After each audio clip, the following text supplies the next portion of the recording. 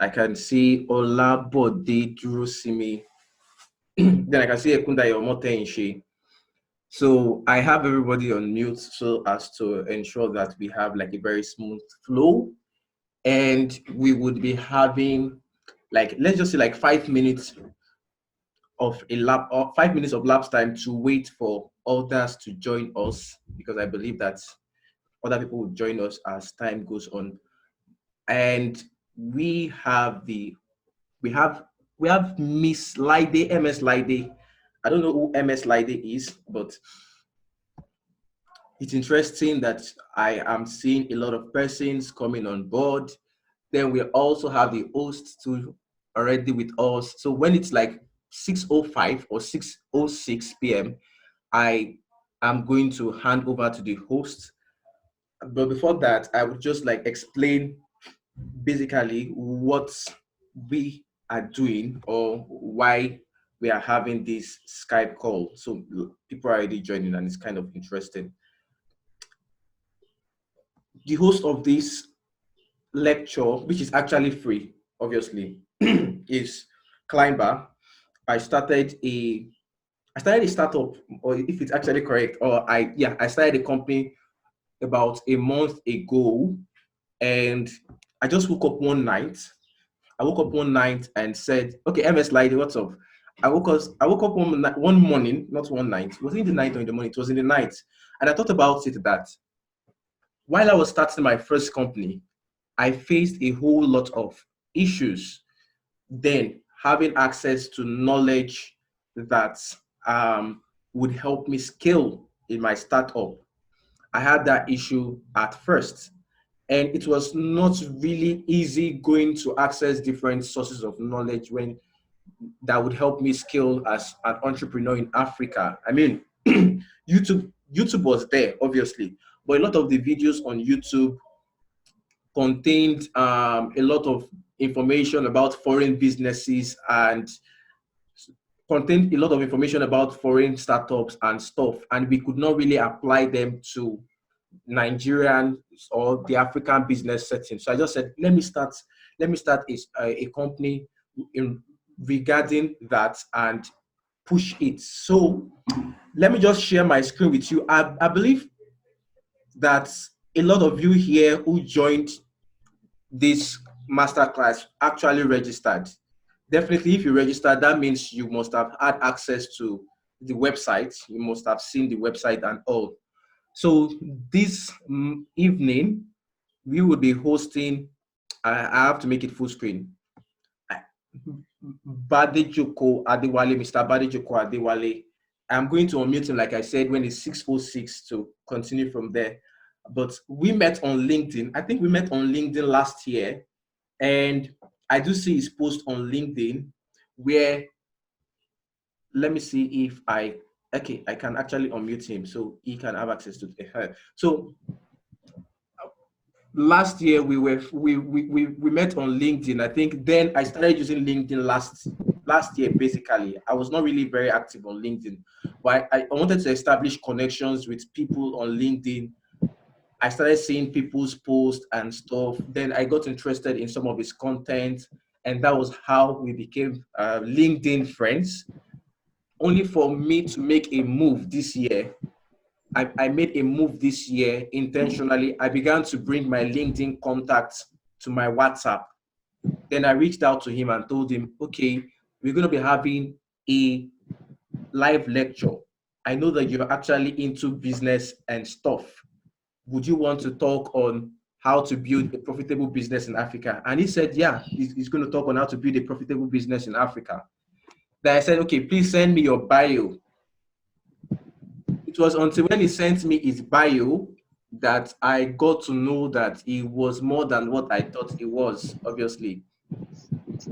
So I got to know that he had Mandela Washington, he was a Mandela Washington fellow. Mandela Washington has rejected me 2 times. I've applied for Mandela Washington and they've rejected me 2 times. So it's not easy to become a Mandela Washington fellow. He's also the lead consultant at He Inspire Consults, which is actually a business consulting firm. based in Nigeria, where he helps business owners develop strategic business plans, identifying market needs. He has 8 years experience in the field, so it's something that you're going to be learning a lot. Then he also schooled, is an alumnus of the Henry Tipple College of Business, University of Iowa, USA. So this is someone that has traveled out of Nigeria. I've not left the shore of Nigeria before. I've not been to Ghana before, but he has been to United States. He studied there.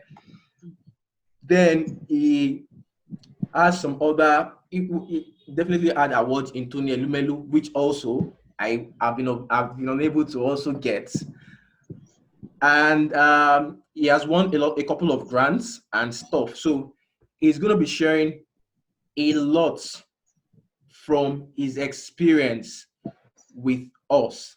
He's going to be sharing a lot from his experience with us on how to build a profitable business in Africa. So if you're here and you are having a skill, which is like which is the case in most times. Most times people start with a skill, then they expand into businesses. Like I'm a graphics designer, then I want to build a business out of graphics design. Out of graphics designing, there is a way to do that. I believe he's going to share that. Or if you just want to start a business idea, basically, like the startup I started, and you want to succeed in Africa, you want to make it profitable. It's not just like random stuff. You don't just start like that. That's the purpose of this live lecture. And I would have to minimize this in order to hand over. I'm going to hand over to him. Let's do it 6:10 because I believe lots of people are still joining. So once it's 6:10, I'm going to hand over to him fully. Let me see from my phone here. How many minutes? We have 3 minutes more. So once it's 6:10, I'm going to hand over to him to continue from where I have stopped. So I'm trying to like expand my Zoom. One thing with Zoom is actually very, very interesting. I started getting to it was during the coronavirus lockdown that I began to maximize Zoom. Before then, I don't think I really had like lots of Zoom calls. But when the pandemic hit, everybody had to fall back on something. Some of us fell back on Skype. Some people fell back on Zoom. Some people had to fall back on Google Meet, WhatsApp video call. WhatsApp video calls. Though I never really I did WhatsApp video calls, but most times I was like really, really into the Zoom stuff. And I don't think Zoom really consumed a lot of data. So in the next 2 minutes, he's going to be the one in charge. That means I would have to share it with him. Wow, a lot of persons are actually joining. This is actually very, very interesting. I have Daniel Juwon. I have Glory Praise. I have Jumoke. I know some of these people. Olufe Oye. Shegun, I know. Bamidele. Okay. This is actually interesting to see that you guys are actually here with me. I am trying to expand this now. I'm still a novice to Zoom, so I think we have 1 minute more. All right.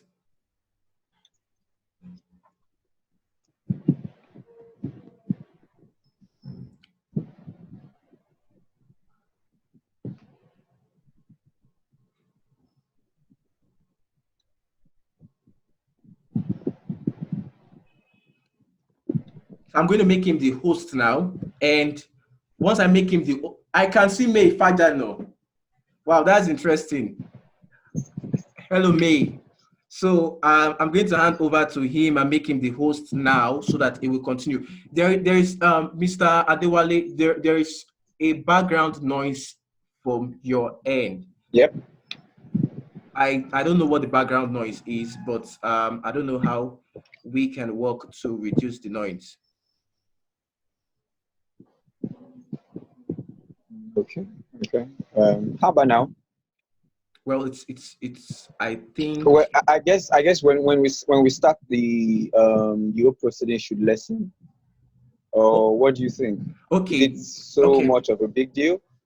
I don't think so. I think it's still fair. I think it's fair. So what's going to Okay. see Yeah. May? I can see May's video. Well, what's going to happen is that you guys should have questions to ask. Once it's done, you can definitely ask him a lot of questions, and he would be there to reply you. So I'm going to make him the host now and let him continue from here while yeah, I've made him the host. I believe everyone can see his screen like fully. So you're the host now. So over to you, Mr. Adewale. All right. All right. Thank you very much, Joe. It's a pleasure to be doing this. Quite frankly, like you rightly said, our journey, relationship started on LinkedIn. And for many people who don't have a LinkedIn account, should try as much as possible to actually do that, especially if you're hoping to improve on your professional journey. And it's from there we've taken things up. And today we are doing a Zoom call, which is my first time on Zoom, by the way. And I think it's pretty getting, I'm getting quite cool around it. And I think it's actually a fun tool to use as well, too. And thankfully, we're not just using it for fun, we're also using it to actually educate and pass out information, which at this point is very, very timely. So thank you very much for doing this. Because on the list of things I actually wanted to get to was first to appreciate you for doing this. And I'm going to try as much as possible, quite a lot of things to say or to share.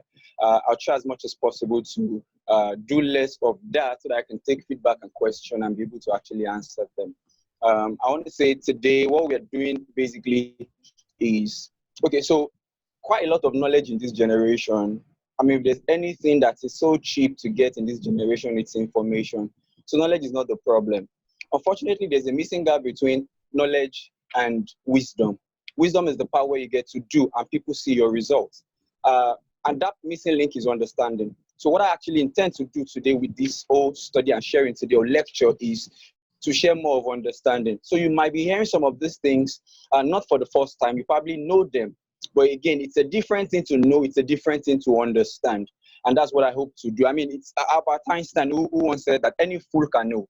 The point is actually to understand. And it is when you understand that you're therefore able to act upon the understanding that you have and then become wise in your dealing. So again, I'll sort of a disclaimer, say you might not be getting any new knowledge here, but basically to help you understand some of the knowledge that you have and then be able to use them for your businesses, which is the point why we are here. Interestingly, you could check on Google and get some of this information. Yes, in the course of my own research, I did some checking on Google as well. So, but beyond Google, I have some practical insight and experiences to share here. You see, most of the information you get on Google are not exactly Nigerian context fits. Fantastic information. You'd have to be extra smart to be able to transcribe or decode those information to apply in your context. No pun intended, not very many business owners are that smart. And so the point is you read stuff and then you want to do copy and paste and then you encounter a lot of problem and your business goes south and there's problem and you know the remainder of the story. You're probably forced to lock out of business and you don't even have appetite for business anymore, you know, and all. So again, what I'll be distilling today as information is more of some of the things that are applicable in this context. And by God's grace, I've been able to travel around the world a little bit. I can say confidently that I have friends in over 30, and when I say friends, I mean friends that were on first name basis in over 30 African countries. I've been to some very prominent places outside of the globe, and I've seen how businesses, not just being there on tourism, I'm saying stay there, do business there, and see how things work there. I'm coming back home to do business in Nigeria as well. So, like Joe rightly mentioned, I've been in the business industry for about 8 years now. Pretty much the only thing I've done ever since my university, my days after as an undergraduate, and so now, glory to Jesus, we're still on it, and we've been doing it for a while. I work as a business consultant, so I'm not new to this. Basically, I help businesses to improve and do quite a lot of things, especially about turning around their businesses, marketing, just name it. It's a full consulting house. Personally, my expertise is in strategy and in marketing. So yes, this discourse is very, very timely. And I think now that we have a global pandemic ongoing, it's actually appropriate, more like apt, to have this discourse. And the topic we're going to be looking at again is building a profitable business in Africa. I mean, every part of that topic is one that I could dwell on for days. I mean, I could talk endlessly on building on itself, or profitable on itself, or business on itself, or the in Africa part. But so we are looking everything together, and we are looking basically at building a profitable business in Africa.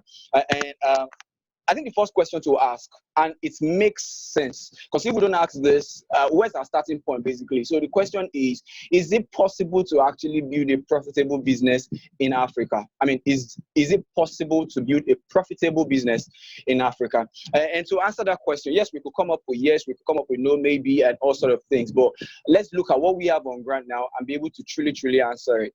Yeah, I'm sure if I probably open the line up now and ask guys to enter how many profitable businesses you know in Africa, the number might be quite small, but the truth is, beyond what you probably heard or see, I'm proud at this point to tell you that over 400 businesses and companies in Africa make annual revenue of $1 billion US. I'll repeat that again. We have in Africa over 400 businesses that make annual revenue of, in fact, over $1 billion US.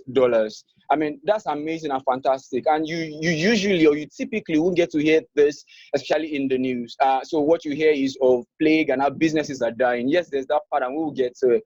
But I think it's important to answer this question, and it's the whole point of what we are doing and why we are doing this. Is it possible to actually run a profitable business in Africa? You wake up as an entrepreneur, and literally everything out there is like coming to kill you. It's either customer today, or it's your supply chain problem, or it's a product issue, and you're wondering, can we ever make a profitable business or run a profitable business in Africa? So I think to start with this, I'd like to say yes, this is possible. And again, the next question would be, is it possible to actually start this business from the scratch? Now, this is a tough one. Yes, the answer to it again is it's possible to start a profitable business in Africa from the scratch. Of course, this would have to take time and processes to make that done. Now that we have this understanding, I think we can, on this note, begin our deliberations and discourse. So building a profitable business in Africa is possible. You and I can actually build it from the scratch. And I'm glad to say that I've been on this journey, and every year my business has improved.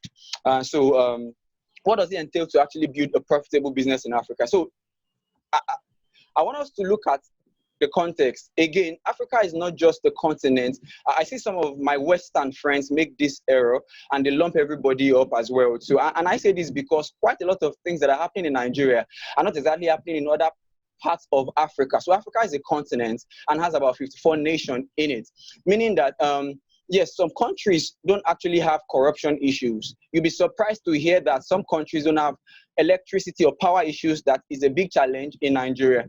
So I want us to understand clearly that we don't look at Africa as just one piece and one pie, and we think what goes for A goes for B.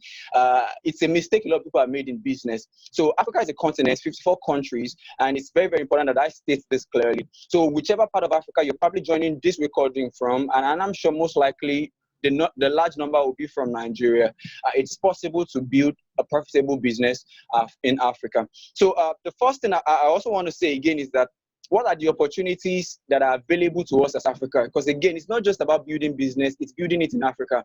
Again, Africa is the second largest continent after Asia. And currently we have about over actually 1.2 billion people in Africa. Nigeria has, of course, the giant has around 200 million people. And for what it is worth, this number is very, very important. I mean, you are thinking of selling a product to people and you want to know what exactly is the market size. Again, the business is in Africa. It has a place where it's going to be. You know, you take those into factor. So right now, we are the second largest after Asia. I think Asia has about 4 point something billion thereabout. And we are doing on the average 1.2 and above. So yes, you have all kind of market for yourself in Africa. But again, that is not enough for you to jump into businesses. I know a lot of businesses, especially during the economic downtime in Nigeria, 2018-17, a lot of businesses who left Nigeria packed their loads out. Everything.com is one example of business that actually went bust. I know of quite a lot of other retail outlets. And the interesting thing is that it's not the absence of funding that actually made these guys leave Nigeria during those times. They actually had fund or had access to capital.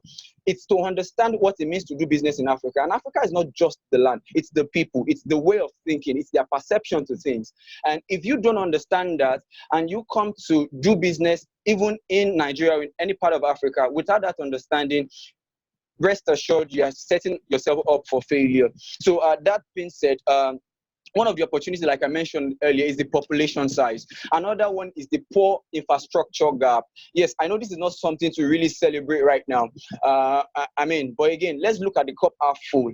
Currently, we have poor infrastructure gap. Is it transportation and logistics? Is it electricity and power supply? I mean, basically every field right now, or every industry that you can leverage on as a business person is having one deficit, a large deficit to put it simply. But again, if you look at the cup half full, it means that that's great room to actually be able to carry out a lot of stuff. So I don't want to see it as more of a problem and a challenge. I want to see it as an opportunity for growth. And like I said, we have a very rapidly growing population actually. So to therefore say is that we have a sizable market, and companies can therefore shape a coherent geographic country or map out a city where they actually want to focus their business on.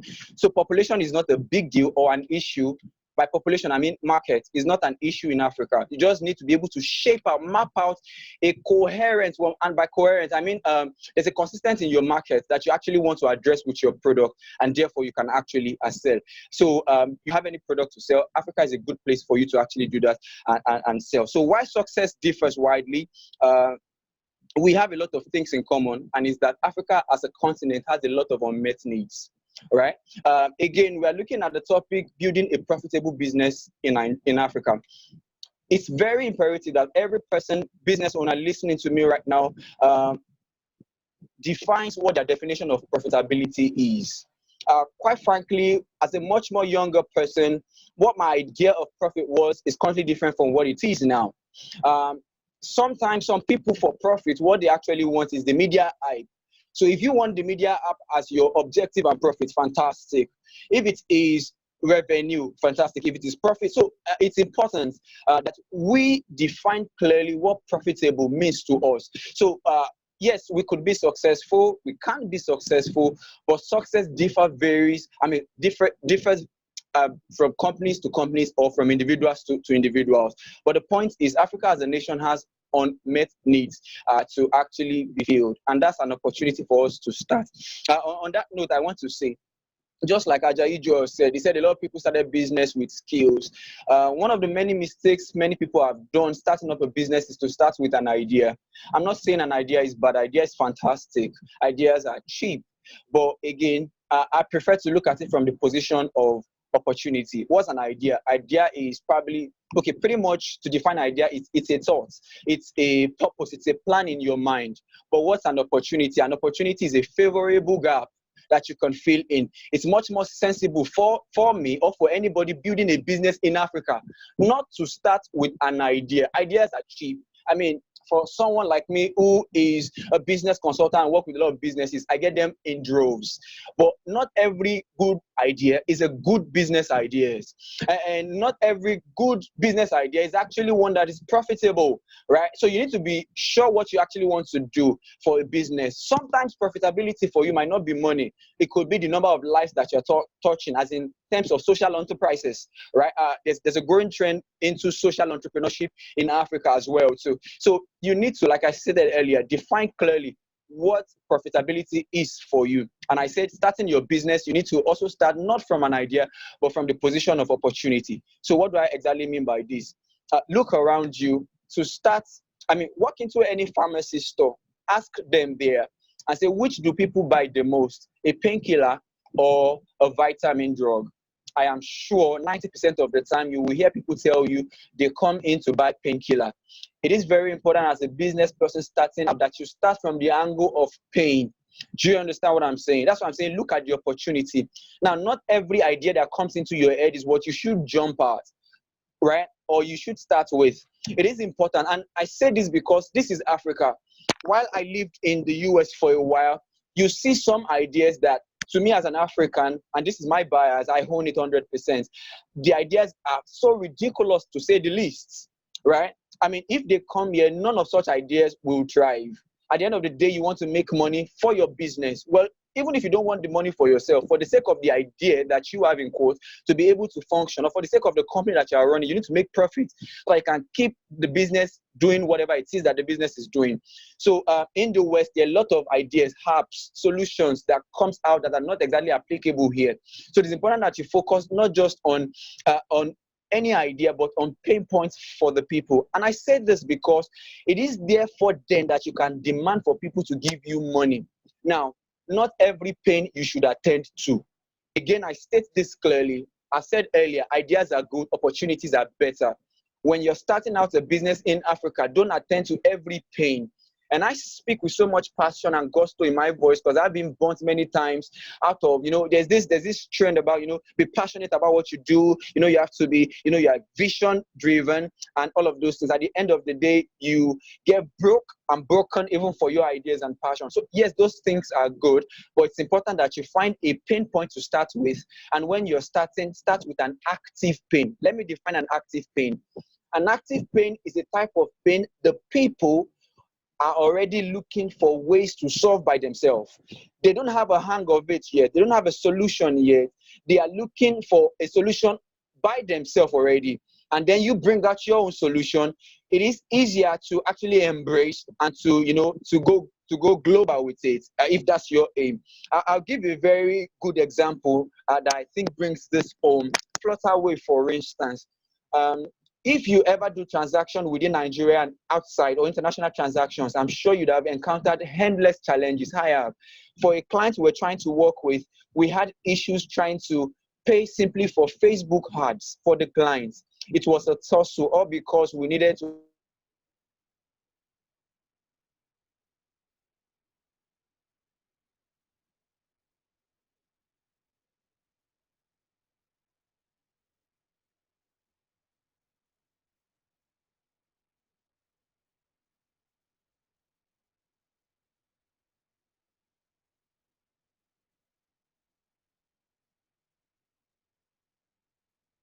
passion and ideas, you want to get so innovative. Now, innovation is good, right?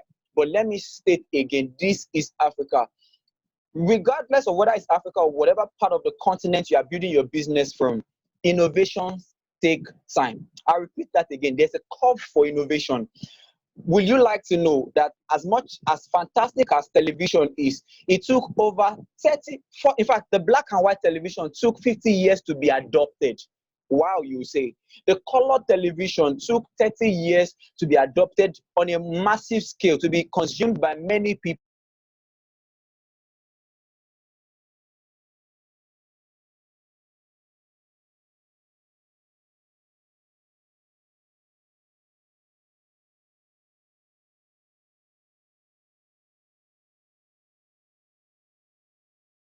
With so much disdain and say, what is this? And you're wondering, can't you see the innovation in it? Can't you see how fantastic this technology is?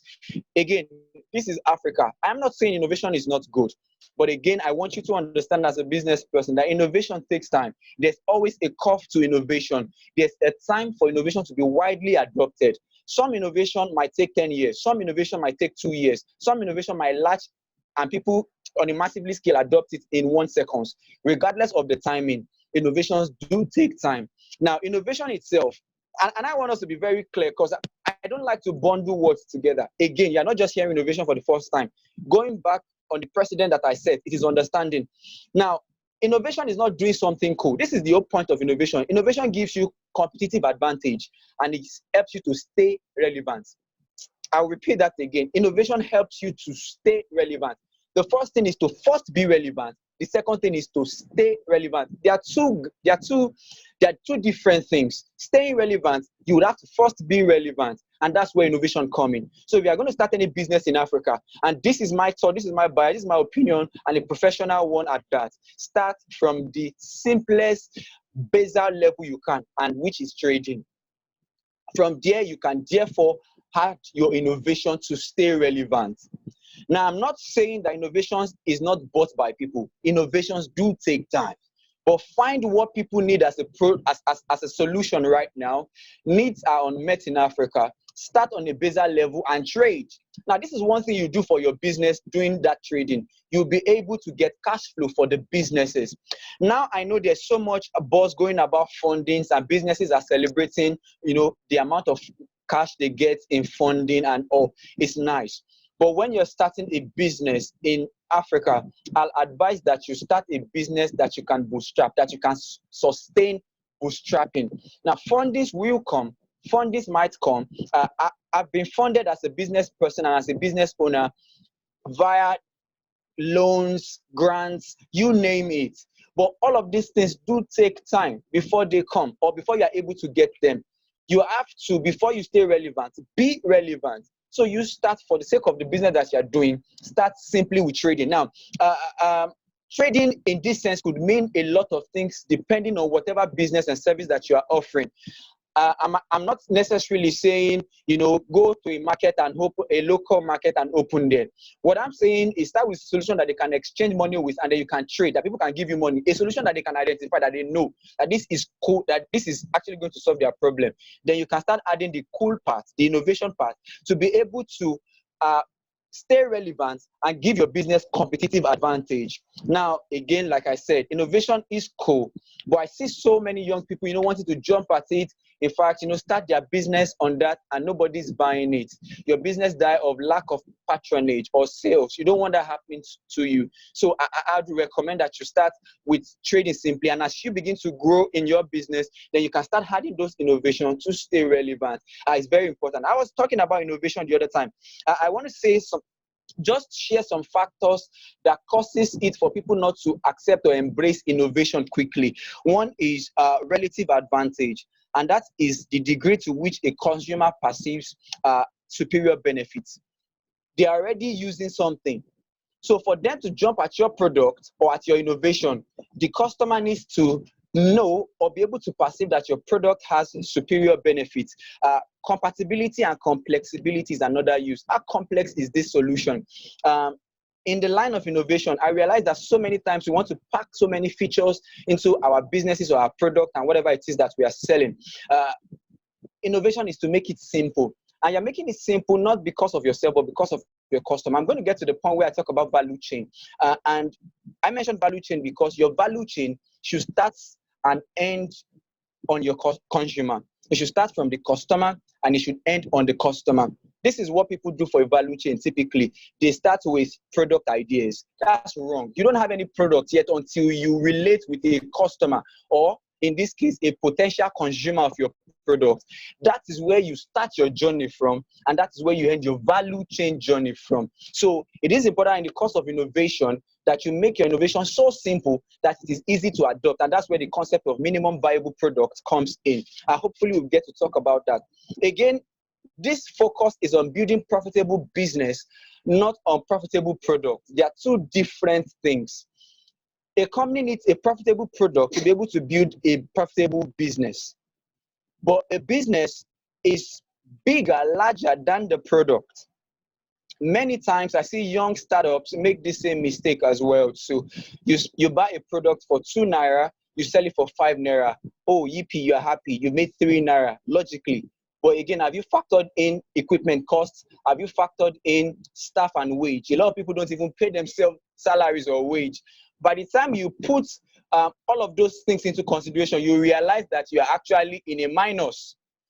Yes, you can have a profitable product.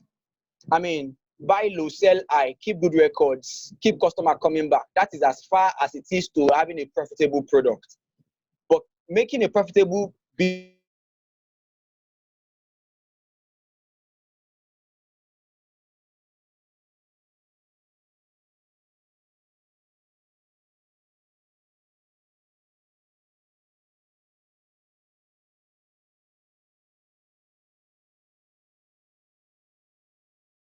in my start journey in entrepreneurship, start with what you can, what people will buy. Have a cash flow for your business. Let me quickly make reference to a business that I know.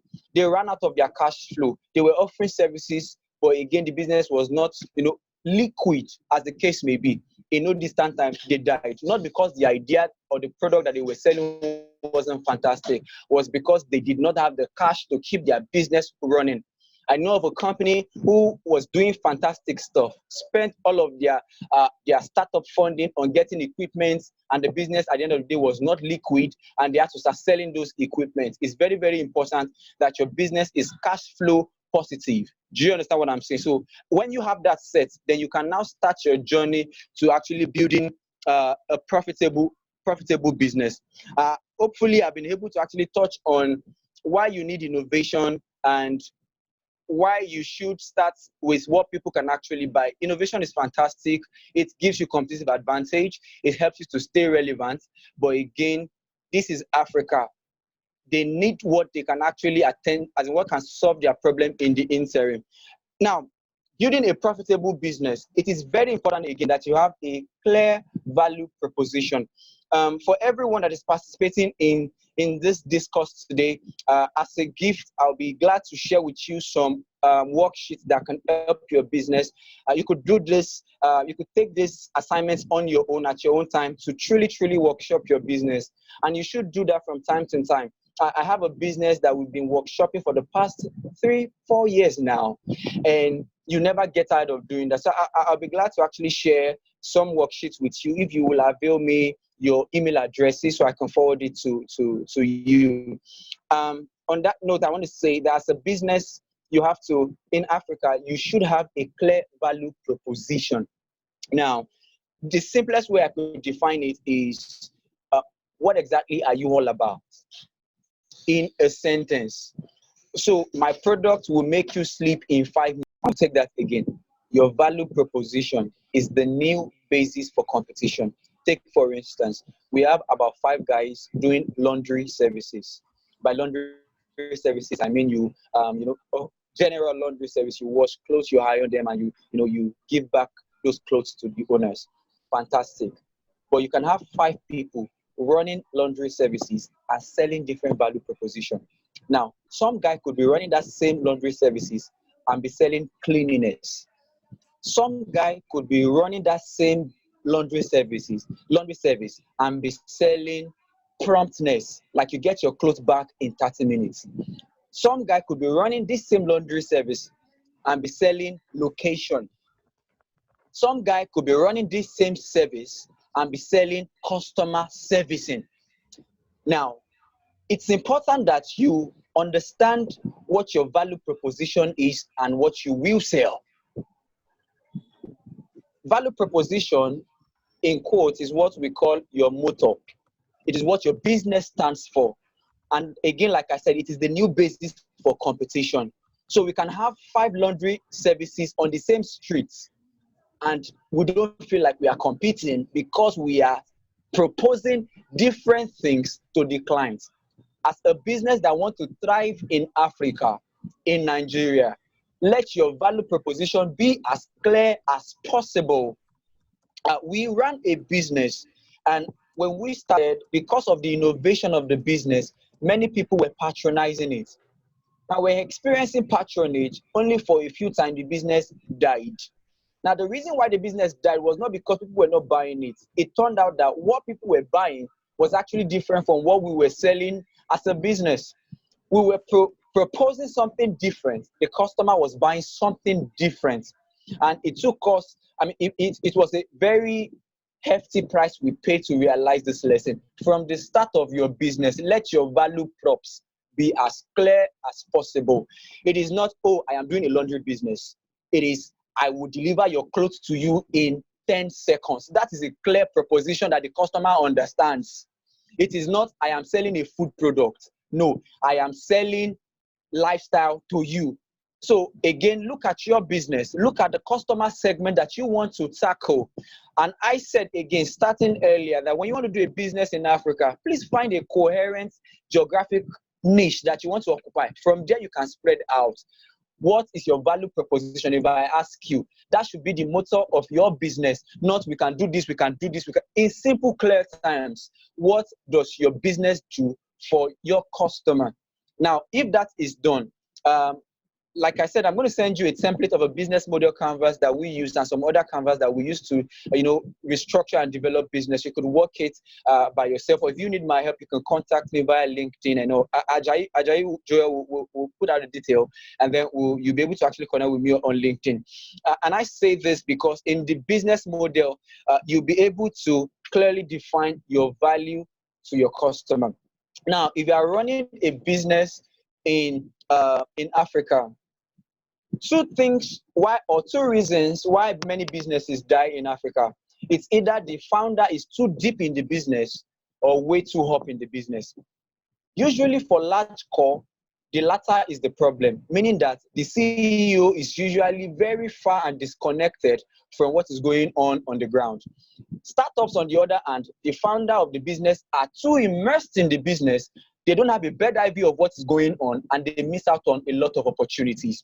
Now, a business model canvas that I will share with you later on and some other tools will help place you, give you that bird eye view so that you're not too deep in the business and you can see other areas of your businesses. Now, when you run a business in Africa, please make sure your revenue stream is more than one. I'll repeat it again. When you run a business in Africa, please ensure, and you see these things are very, very easy to do.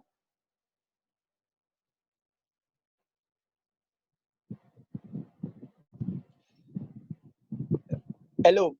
All right, we're still live. Thank you very much. All right, so these things are very easy to do. You just need the understanding. Let me give an instance. Hypothetically speaking, let's just say I run a poultry business. Two common ways people make money from poultry business in Nigeria is selling the meat or the egg. They leave so much money on the table. Now, that is just a way to make money from your poultry business. You could actually defeather those birds and sell the feather to other SMEs that make quills and throw pillows, another revenue. You could also offer services to customer who want, no pun intended. I know people who can't actually kill a chicken by themselves, and it's no big deal. You could offer this service and charge a little amount of money for it. People are looking for fun things and things to engage them right now. Yeah, you could start a chicken fight. It's very big in Mexico. I mean, you've seen ram fights in Nigeria. You could organize a chicken fight and you'll be amazed and shocked at the number of viewers you will get online and the many people who will come in. And to say the least, sports betting is actually huge in Nigeria. That's not where I'm going. The point again is simply from that one business, you can get at, in fact, depending on how well you can do your business.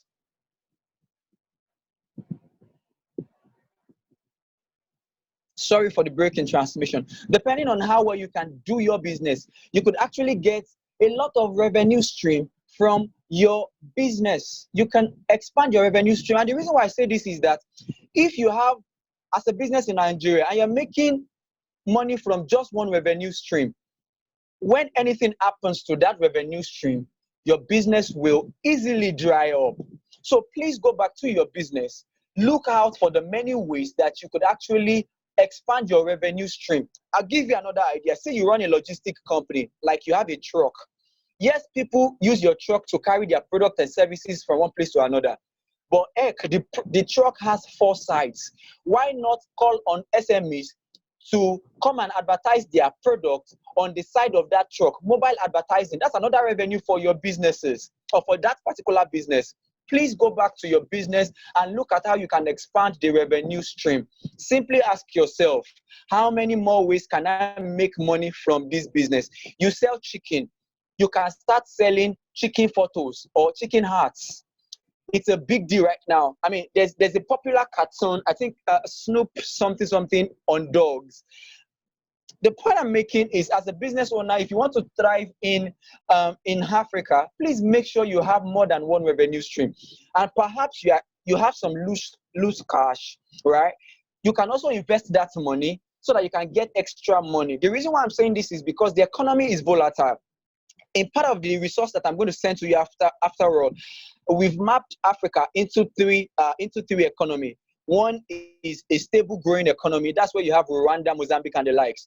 Another, the second one is vulnerable growing economy. That's where Nigeria belongs.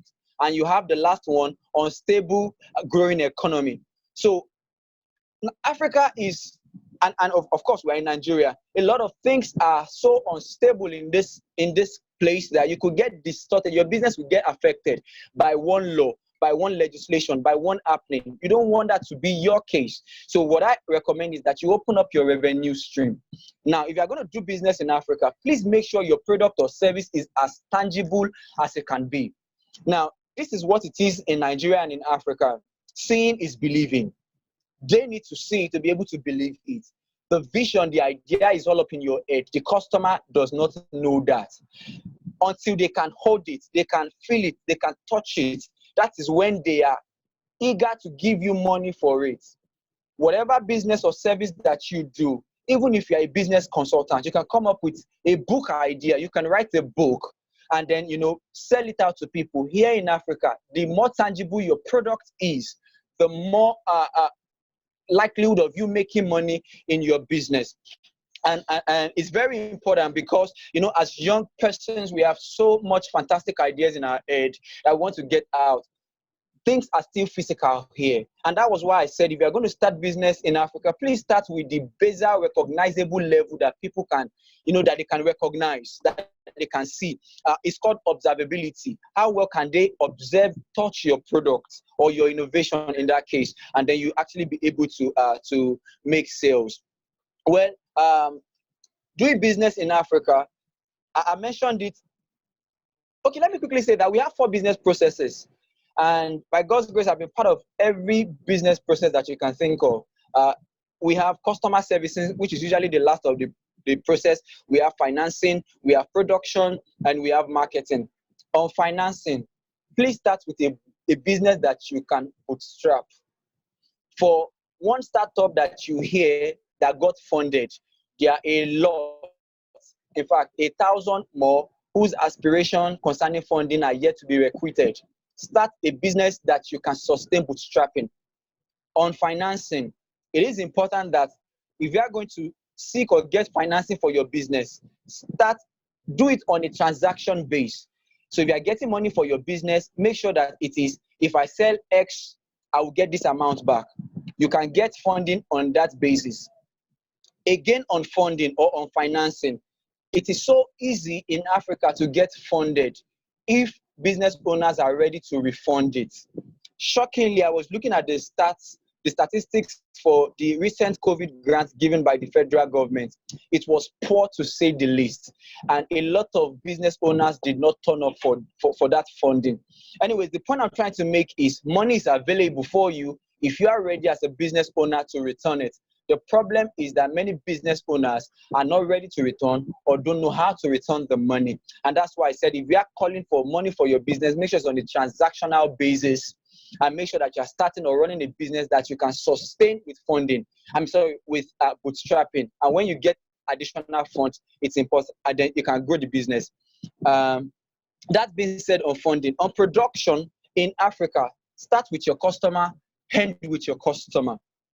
A lot of people start their business because they feel it will be cool or because they like it. When you are building business in Africa, don't put your business in stealth mode. Even when the product is not fully formed, start getting people and audience or your target customer engaged, right? It's very, very important in your production. When you are going to produce your product or the company that you run, your value chain should start with your consumer and hence on them. Speaking about value chain, the companies that are successful in Africa are companies that have control. In a personal meditation that I had, control is equal to ownership. If you do business in Africa, let me warn, outsourcing is a fantastic thing, but it's still likely the future to come. There is a lot of trust issue doing business in Africa.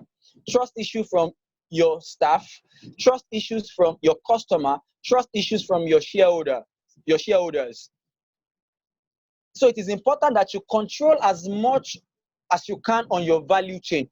Let's take a prominent person that we know in Africa, Africa's richest man, Aliko Dangote. May I tell you that the product Aliko Dangote exactly sell is not the juice.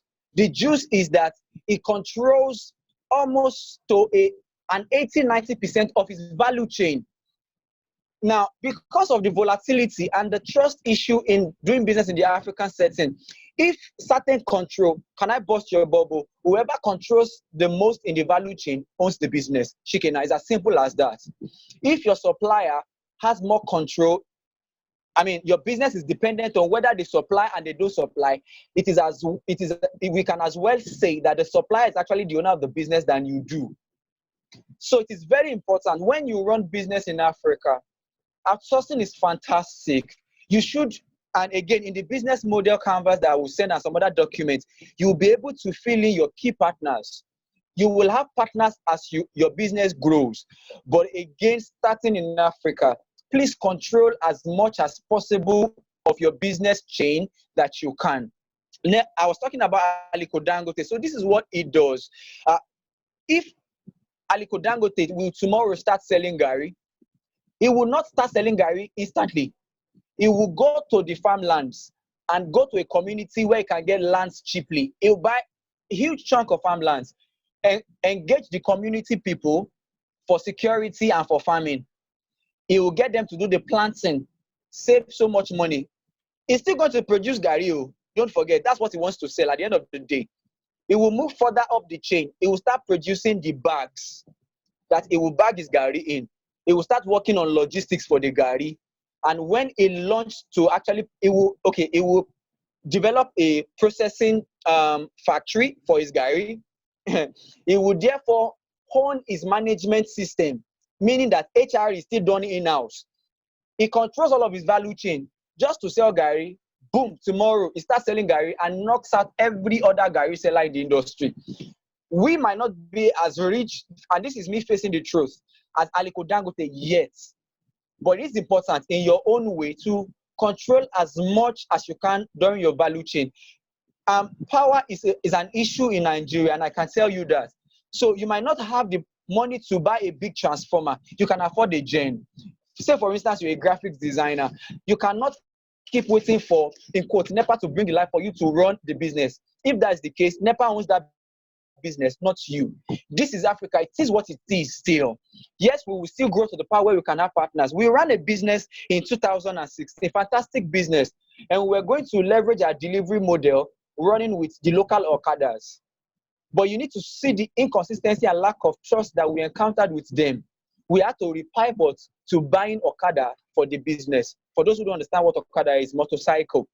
So we had to buy motorcycle for the business to be able to do the delivery. Then did we have peace of mind concerning that particular business? It was sensible, so innovative to include the motorcyclers that were already available. But because of the many issues, the volatility, the lack of trust in these settings, we could not put our business on them because we will not be able to get our value props delivered to the customer. Again, the point is, if you're going to run a profitable business in Africa, look at your value chain from the beginning to the end. Make sure you're controlling the most. Control is equal to ownership. The more control you have, we can then say you have your business. If not, whoever has the more control on your value chain is the owner of the business. They can wake up tomorrow. Don't forget, you are a small business still trying to grow. They can wake up tomorrow and then, for whatever reason, your supplier could just decide to mess up. And you're waiting on them to supply the raw produce for you to be able to deliver your value proposition to your customer. It is important that you look for a way to start bridging that gap. Again, you will have partners even as you go along the line of your business.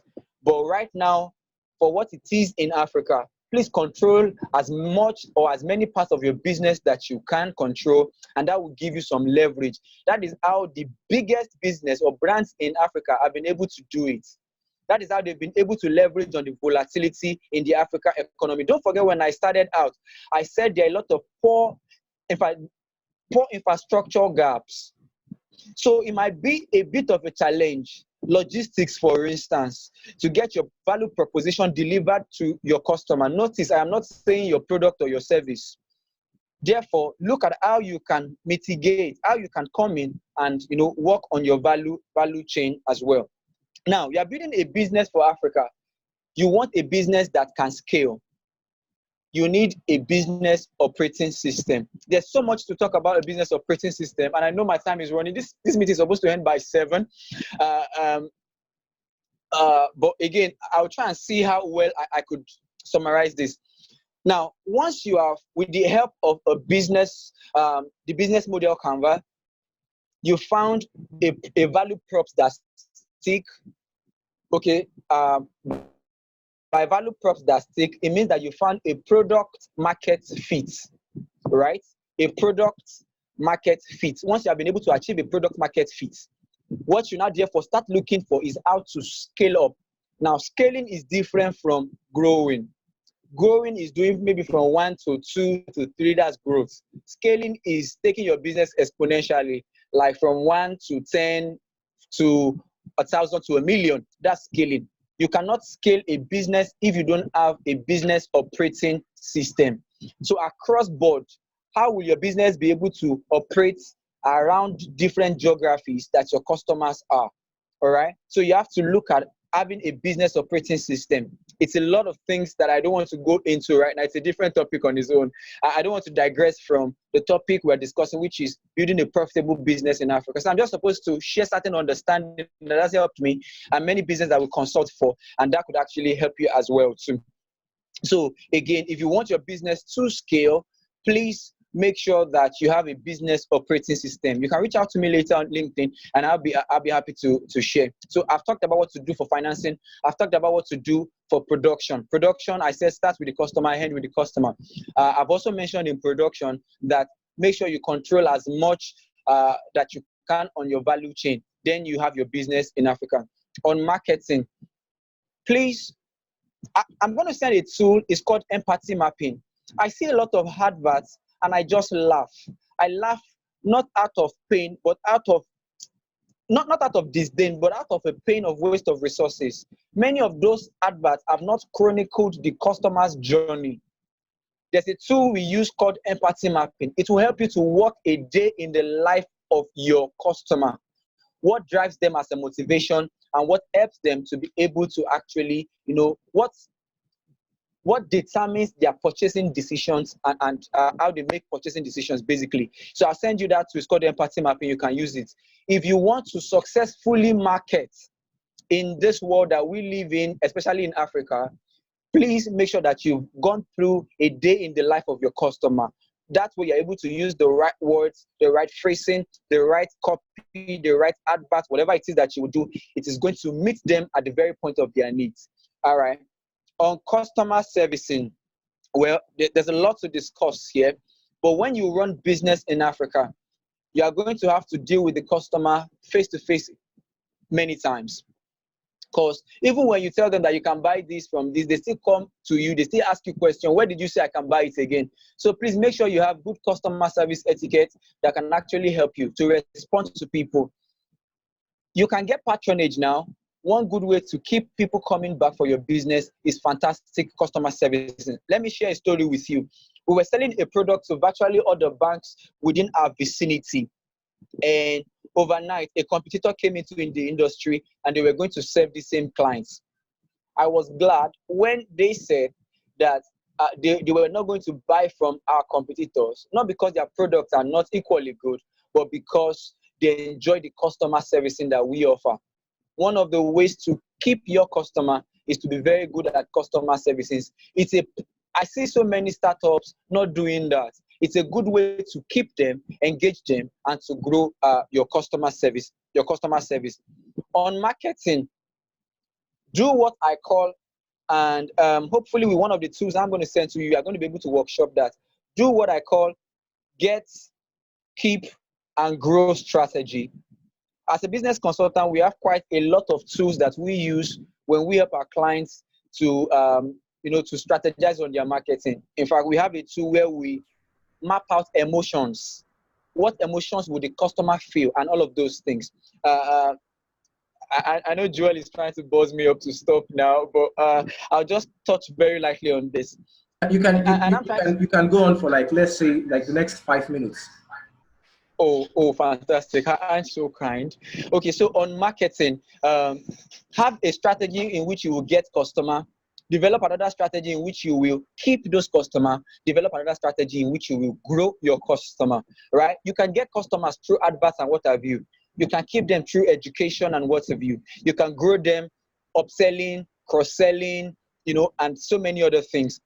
We have a lot of business featured here on this lecture today, so I may not be able to address every business personally, but please go back. How do I get my customers? How do I keep them? And how do I grow those businesses? Well, for the sake of time, I think I'll just be wrapping up to do a quick summary. Profitable business is possible in Africa. Profitable business is possible from the scratch in Africa. You just have to build nimbly, all right? And that's where you will use a business model Canva and some other tools that I'll be sending to be able to help you start. Go out of the door and talk to people. This is Africa. Make sure that you start with cash flow. Make sure you start a business that can earn from day one. Even investors, VC fundings, and all the likes are glad to invest in a business that is already having funding, not one that is hoping to lump all of their problems on them. So when the business already is gaining traction financially, it is a woody, that's what they call it in the Yoruba land. It is encouraging for them to join. If you're saying we'll be making XYZ amount with this funding that you're going to give to us, we're making 10x. It is much more sensible and better, and it's lovely for them to do. Success is possible. Define from the scratch what profitability means for you. Is it media hype? It's not bad to chase media hype. If that's what profitability is, define it clearly and go after it. Is it revenue? Fine. Some companies are making good revenue. They are not making good profits. Is it gross profits? Whatever. Is it social impact? Whatever profitability means for you, define it clearly and pursue it with all vigor. Understand that there's a difference between a profitable product and a profitable business. You need a profitable product to be able to grow a profitable business, but there's so much more to building a profitable business. There's staffing and all funding, and those things are going to be included in some of the templates I'll be sending to you. Innovation is fantastic in Africa. We need a lot of that to be able to solve our problem, but innovation takes time. There's a curve for it. Your innovation might take 10 years. I mean, for all we are saying, I drove out today in town and I saw endless queues in front of the banks. This is still what it is in Africa. Things are still physical here. So make sure your products are as tangible as they can be. Innovation is fantastic. Why are people not embracing fintech? But the truth of the matter is people like to touch, feel, and grab their product or service. So make sure your business is that. Innovation takes time. Pilot with some of the factors that I share, you can be able to map out how many or how long your innovation will take to latch on to people. Again, innovation gives you competitive advantage and helps to stay relevant. But start by being relevant, then you can actually stay relevant. Trust factor is an issue here. Look at how you will control your value chain to be able to stay in power. Let your value proposition be as clear as it can be. In fact, let your value proposition not be more than a sentence. What you are selling is not the product. It is your value props. You can sell a laundry service, like I said earlier, but be selling something else. What exactly is your value proposition? You need a good business operating system to be able to scale if you are going to go bigger than what you're currently doing now. And I'll take questions right now and contributions if Ajayi Joel will allow, and we'll call it a wrap. So many things to discuss. Thank you again for the honor that you've given to me to be able to share some of my knowledge and experiences. I'll take the questions now, and Yeah, we'll see yeah. how far. I would first say that this is actually a whole lot. Like A personally, whole lot, yes. from my end, so I've learned a lot for Climbr that I am actually running on, which we are running. So this is actually a whole lot. Um, I'm glad I could help. my co-founder actually pasted a link in the chat box to the Okay. Twitter and also to IG. Whoever is, Mhm. you can follow that link. From that link, we put our speaker's LinkedIn profile because he's actually on LinkedIn. I had a chat with him and he said he's not on IG, and I was like, seriously? So if you follow this link, either you're very active on Twitter or you're on IG, follow this link to our page. We put his photo there, and we also placed the link to his profile there so that you can follow him on LinkedIn. I'm very active on LinkedIn too. He's very active on LinkedIn. So we'll be entertaining questions. Okay, I'm going to be sharing the link also on the Telegram group. We have a Telegram group, so whoever is on Telegram can see it. So if you have questions, please write it in the comment section so that I know I will not open the voice and everybody is just talking all together at the same time. If you have questions, please write it in the comment section. So we'll be entertaining just like four questions, All right. and we will call it a day. So if you have questions, write it in the comment section while he answers it. This is just like a whole lot of lessons tonight that I'm going to have to go replay it over and over again and come up with a lot of punchlines from this that we'll be using for to ensure that Climbr is not just a business that is deceiving itself. I would use that word, but it's tangible. I think one of the greatest things I've learned tonight is that your business must be very, very tangible, and it's actually a whole lot. And like he said before, because I'm still waiting for whoever has questions, please don't be shy. Ask your questions in the comment section. Like he said, he's going to be dropping some materials for you. So if you will be needing them, which I believe everybody would need if you want your business to grow,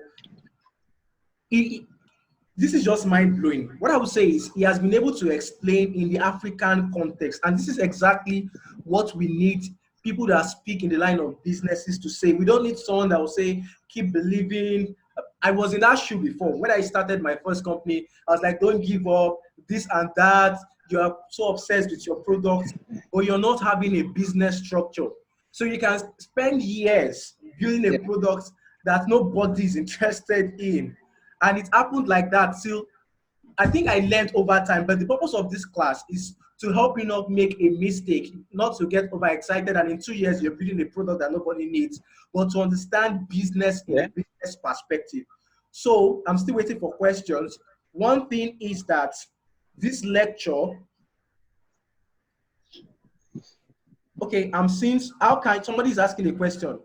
How can you handle your business? I'm coming. Someone said, how can you handle your business when all the major processes of the business is on you? For illustration, I spent all day on the website. I can't afford staffing yet. So how do I go about this? Okay. So the question you've asked basically is on business processing, and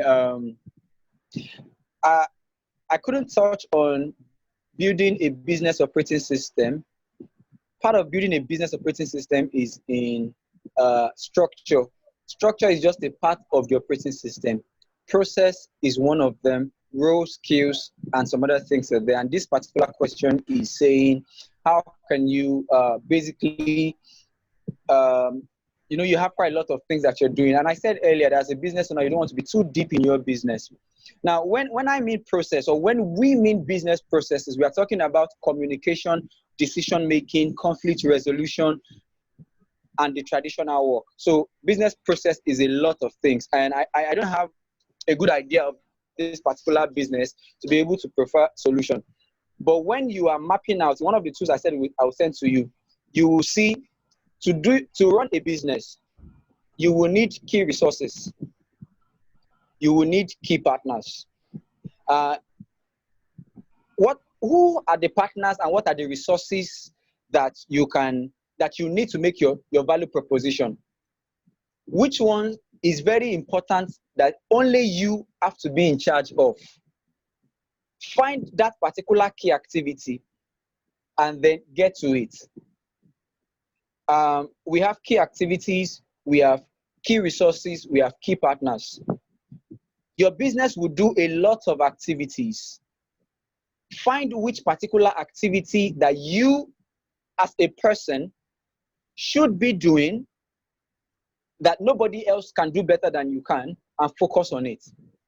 Find that key activity that your business should be doing that nobody else will do it, and then do it. The other ones you can outsource or give out to other people. Since this question is rather personal in the way I read it or heard it, let me give an example. We started a company, And I realized I was doing so many things, again, too deep in the business. I had to draw out and ask myself, what exactly is my role in this business? Again, role. That's another thing to consider in building a business operating system. But that's not even where I'm going to. So I had to sit and ask my question. I realized that what I'm actually good at for this particular business is to focus on financing and then marketing. So that informed the title that I personally bear for that company.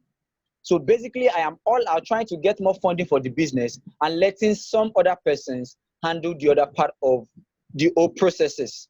Do you understand what I'm saying? Eventually, I was able to channel a lot of my energy to get more good work done.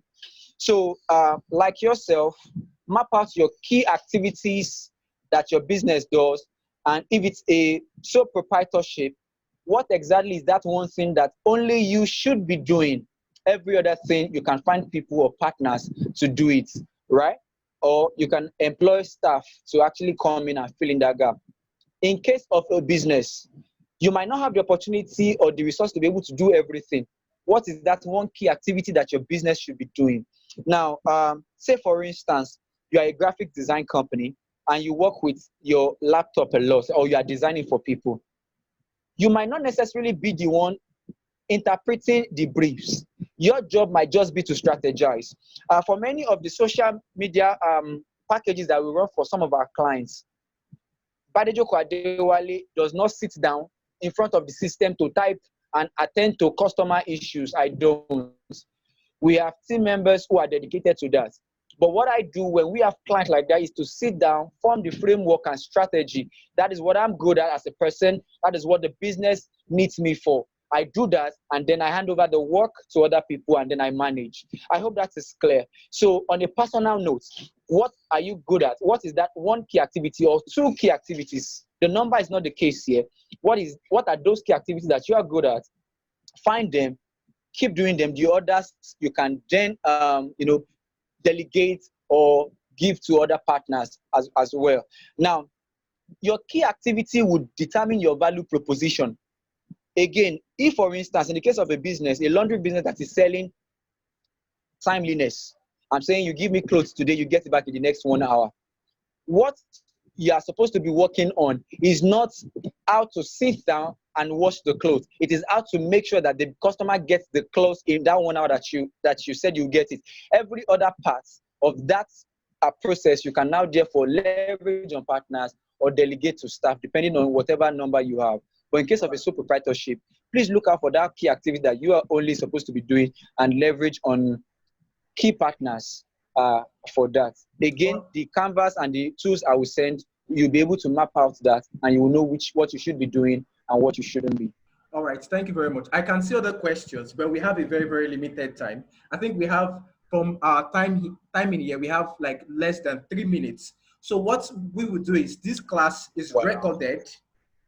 What we would do is after this class, Oh, fantastic. we would get to upload the lecture on our website. Like I want to share you the screen Okay. so that you guys would Uh, see we've recorded it and we're going to like upload it. So I believe everyone can see my screen here from my PC.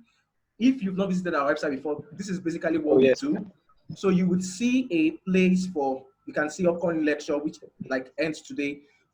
You would see a place for free learn marketing strategy, advertising tips, blah blah, for free here. So if you click on it, currently we don't have resources on it yet, but you will be able to get to watch this video and download it from this website, which will be uploading like in the next couple of days, and you would have access to it. So I would love to like end with that. Other questions we would get to attend to them in I would say other times, probably other classes that we would have. But tonight's lecture has been really, really amazing. And well, I'm overwhelmed. That's what I would definitely say. Like, this is just so interesting. And I hope that the next time, I'm very sure that eventually we'll get to host you again. And this time around, we are going to be having like a bigger number of audience. This time around, it might even be a physical event based on what Climbr is doing. We are actually having like some big plans in the mainstream. So I would Yeah. say I am really grateful that you honored this invitation to get to work with Thank us. you very I'm much. also honored that other guys had to come to join. We have a Telegram group. If you have other questions, you can relate it to us. We can relate it directly to him. You can reach him on LinkedIn. The link is already on the Telegram group. Ask him questions and all. And you can come to this our website to listen to podcasts, to read blogs on different things that's going to help your businesses. Like this is like the major resource that your business needs to actually scale. So I would say thank you guys. Thank you to everyone. And I will call it a good night. Thank you, Mr. Adewale. This is actually very, very awesome. So Pleasure is mine. Thank you. I would say good night to everyone. We can actually begin to leave. Then I would have a personal chat with him. All right, no problem. I Thank you can so much for actually having me. let me end the meeting from here so that